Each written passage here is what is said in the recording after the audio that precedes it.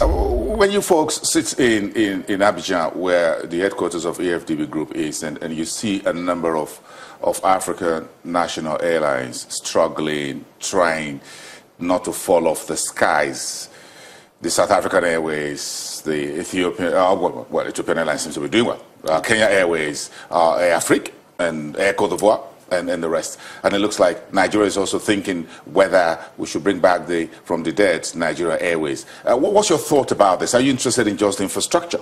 Or you think perhaps now, perhaps at some point, would you want to bail out, as it were, some of these struggling airlines and perhaps help Nigeria resuscitate Nigeria Airways?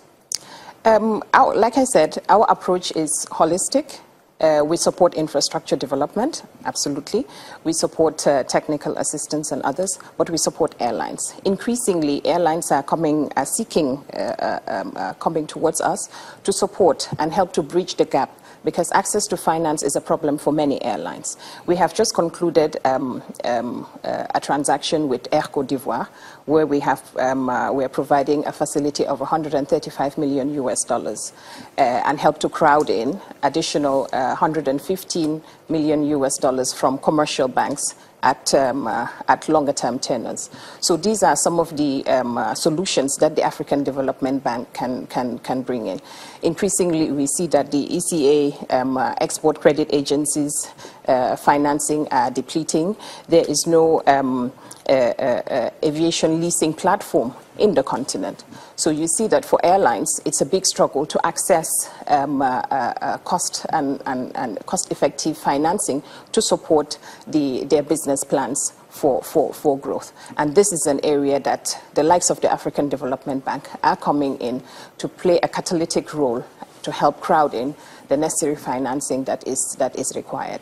In addition to that, if you just permit me, tax fees and charges, very high tax fees and charges, plays a very critical role in this area, because you will see in the presentations yesterday, we see that up to 93% of some of the base cost or the fares is tax fees and charges. And these, of course, has an impact on the total fare, which are very high and transferred to the passengers. So these are all some of the issues that airlines are grappling with. And ECOWAS region is flagged as one of the areas that has the highest tax fees and charges.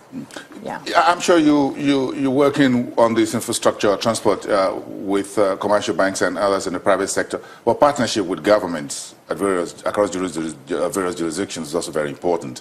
How much challenges and what's your outlook on how quickly you get through political issues, governance issues, regulatory, legislative issues across Africa when you move across borders, and how quickly you can ramp things up on the side of the government, get them to commit on the table, and get you to put in the money as quickly as possible?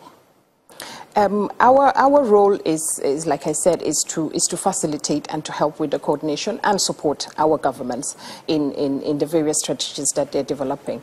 The sector is quite complex, but our support is not only on providing financing.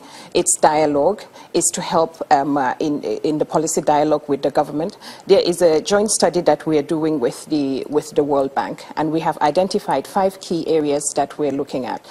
Aviation safety, infrastructure development, market access, which is a major problem, tax fees and charges, and access to finance. These 5 broad areas are going to be studied in detail and will help us have a clear picture on these different areas and how we can support our governments to help address some of these concerns. So following completion of the studies, there'll be a stakeholder consultation with the various players in the sector, and that will prompt various forms of policy dialogue, not only with our governments, but with our regional economic communities like the ECOWAS, the SADC, and other players in the very interesting. region. It looks like the AFDB has a penchant for 5 from high five to another five. Absolutely. Okay, let's get this five.